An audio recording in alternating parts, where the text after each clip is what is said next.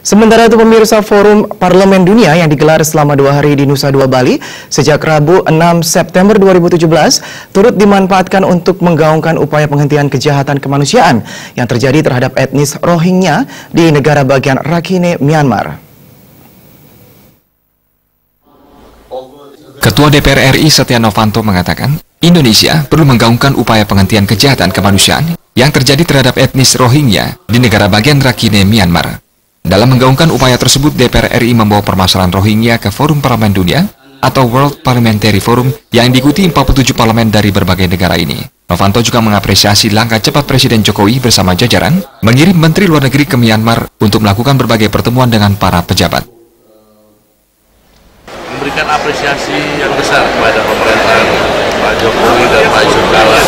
Dan tentu saya bersyukur, terima kasih kepada Menteri Luar Negeri yang terus aktif bersama Saudara Mahfud Darusman untuk terus mengadakan komunikasi yang aktif pada negara tersebut supaya perdamaian ini bisa terjadi.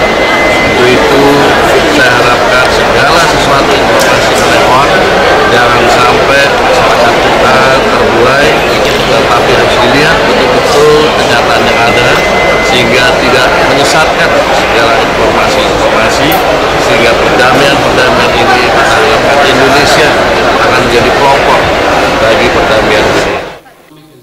Diharapkan dengan dibawanya permasalahan tersebut ke dalam forum, nantinya akan ada resolusi bersama dari berbagai negara peserta forum untuk meminta pemerintah Myanmar tak menutup mata dalam mengatasi konflik dan kekerasan yang terjadi. Gargita dan Ari Wiratmanca, Bali.